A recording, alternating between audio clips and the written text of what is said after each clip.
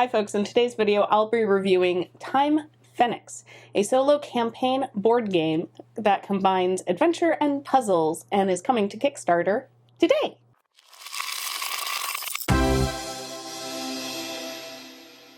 Caravel Games were kind enough to send us a copy to review, as well as a bonus one that we are giving away to one of you lucky folks, so stick around to the end of the video to find out how you can win a copy. Time Fenix combines legacy elements along with deck building and some draw and erase in a futuristic setting. In Time Fenix, you are playing as Phoenix. In Time Fenix, Phoenix. Which one do you think I should say? If I keep flipping back and forth, it's because in my head it should be Fenix, but talking with Ryan, he was like, no, it's Phoenix. And as soon as I saw that, I was like, oh, you're probably right.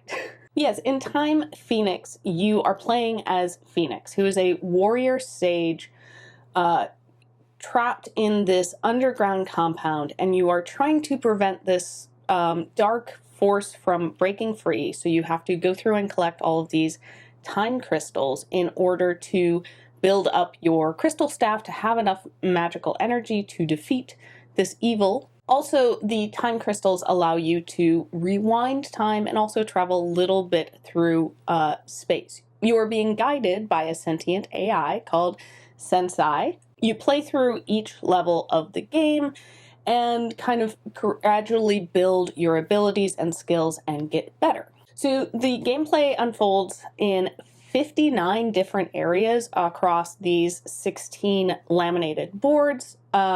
You can revisit some of the areas with new abilities, which unlocks certain areas. All of the boards are laminated, so you can use the included dry erase markers to mark off your route and the things that you have picked up and enemies you have defeated. I like that they also include a couple of different colors of dry erase markers. Either you could use that to mark maybe like plan something out and then this is the actual route that I did, or if you decide to reattempt a level, you can leave those original markings down and use a different color to kind of be like, this was what I did last time, I'm not going to make that same mistake. I also like that it erases and is not like a permanent thing that you write on, because for a legacy game that makes it a lot more replayable. It's not just, oh, I've played this game once and that's it.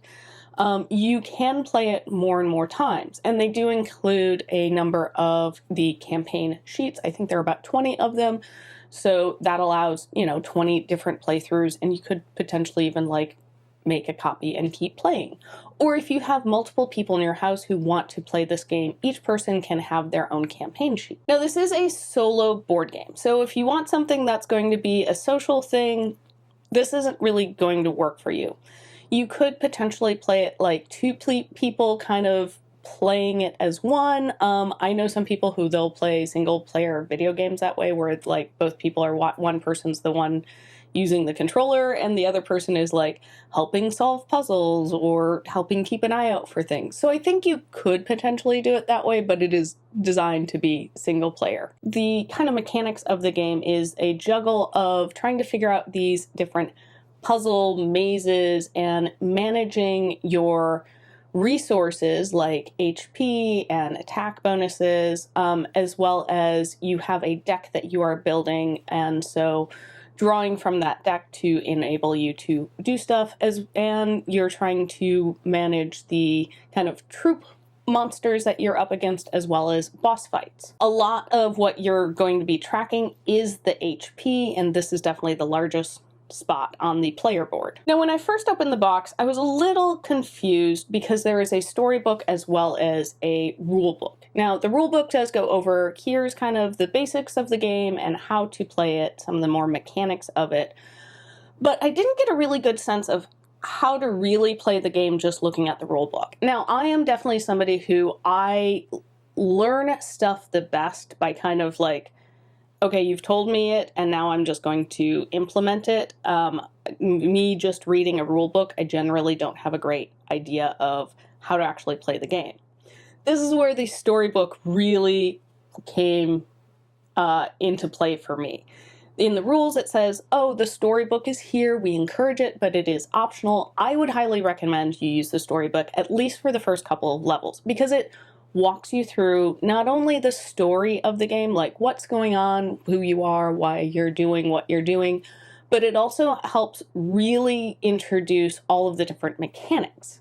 And that's something that I think the game also does really well, is it gradually introduces new mechanics. So you start out pretty basic, and the first level is very like straightforward as far as the like puzzle of where do I go and what do I need to get. Like you could go get some additional HP things, but that's kind of there, I think, as a like, don't always try and get everything on the board lesson. And then as you progress through the levels, they become much more complex, where you really need to strategize and make decisions where, yes, you're not going to be able to get everything on the board, and maybe you need to replay this level a couple times in order to get all of the crystals on the level.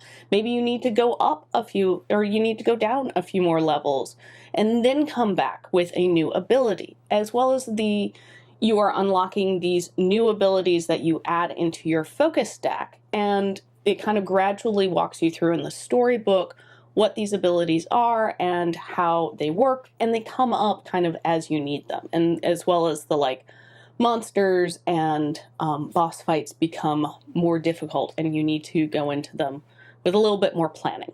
Now, initially, just looking at the areas, I kind of questioned, like, how much replayability is this actually going to have? Like, once you've played through, do you kind of go like, okay, I figured out, the best route? But I do think that you can go through and replay it. Number one, the game gives you a way to rank kind of how well you did if you reach the end.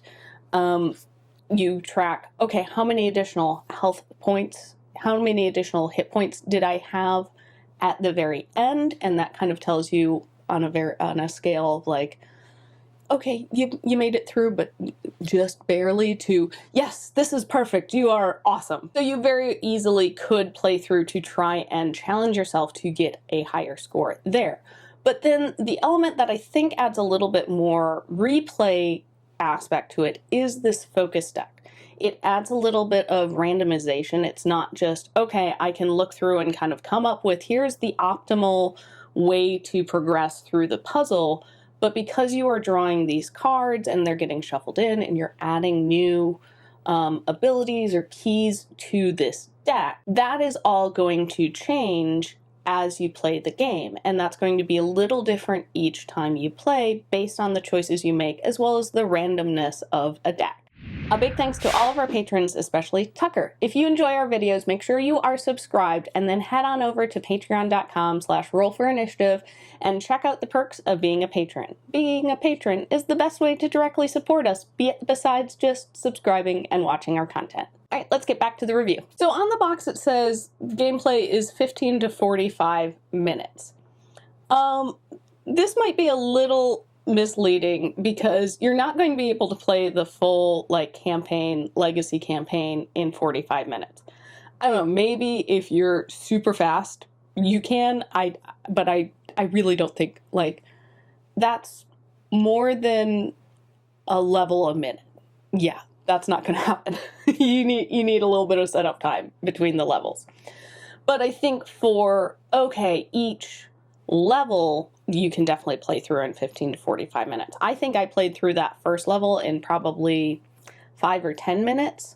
But I can see kind of being like, that first level or two are just to really introduce you to the mechanics of the game. And as you progress, I think 15 to 45 is much more accurate for playing through a level. Or, you can play through a couple of levels and be like, okay, cool, I've spent a little bit of time playing this game.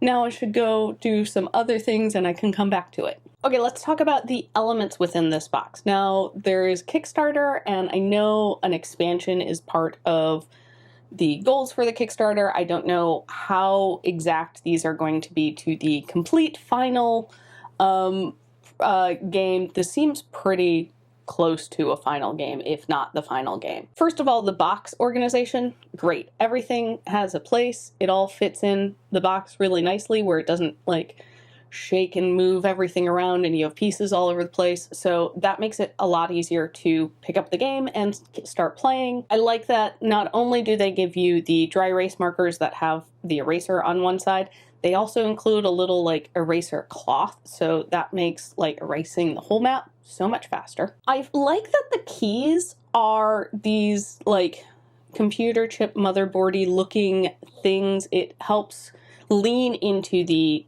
kind of science fiction element of it, the futuristic feel, because this is an interesting game that mixes some like magic-y stuff with science and technology. You have the campaign sheet that you slowly mark off, and that seems like it's very easy to use. I like that they give you multiples, so you can play multiple campaigns of this game, or multiple people in the household can be each playing their own campaign. Now, the player board has spots for everything. I found it a little confusing with some of the tokens and the little cubes, trying to figure out which ones were supposed to be for what. There are some pictures of them as you go through the game book, but I really kind of wish that at the very beginning where they gave you the game inventory, they just had some pictures to be like, these are these tokens, these are these cubes, differentiate them. You know, it is different numbers, so I was able to figure it out that way. And then my other critique is the cubes for keeping track of specifically the hit points. It feels like they should sit in the slot and not be able to move around. But the track is wide enough that you can slide the cube up and down, which in some ways is nice because you are moving the hit point markers around quite a lot, so you're just sliding it around. But at the same time, like, why did they have these little boxes around each one where it definitely feels like I should be picking it up and setting it in, and you know, the not having it actually fit in, like if you bump the board it's going to slide. Just minor complaint. It doesn't really affect the gameplay. It was just something that I was like, oh, this is going to be satisfying. Oh, it slides around. And I didn't like that. Because there is this like time element, you can replay levels. You can go back to try and get additional crystals. Once you've collected a crystal, it's gone.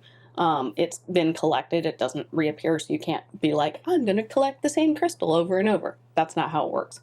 But you can replay levels, and especially if your hit points get really low, you can escape and then replay the level again. You just can't drop below 0 hit points, or you've lost. Your character died and bye-bye. I like that because, you know, it is this very puzzle, and especially at lower levels, it's a lot easier to like plan out all of your moves. But as the mazes get much more complex, and as you add in some more randomization with more things in the deck and not knowing what exactly is going to come up, you may find yourself in a situation of like, oh no, I wish I had approached this differently, or this didn't work out as planned.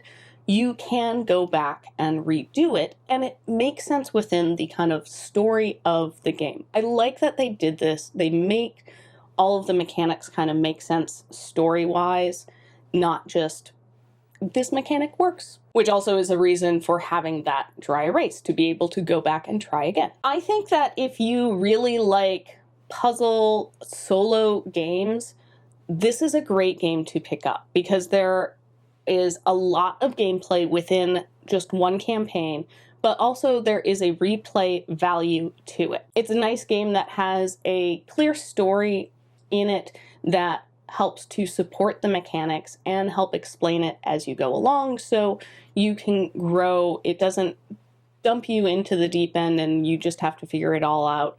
You kind of gradually understand the game as you're going along. And, you know, you can go back and replay if you realize, oh, I get this ability now. So make sure you head on over to the Kickstarter campaign to check out all of the details about the expansions and additional things that Caravel Games are hoping to unlock with their Kickstarter. And if you don't want to wait for the Kickstarter to finish and want to get a copy of it right now, well, you know, time for the giveaway to happen and then it be mailed to you, but a whole lot sooner. Make sure that you are subscribed and like this video, and then follow the link in the description to find out how you can win your own copy. Thank you so much for watching, and I'll see you next time on Roll for Initiative. Bye!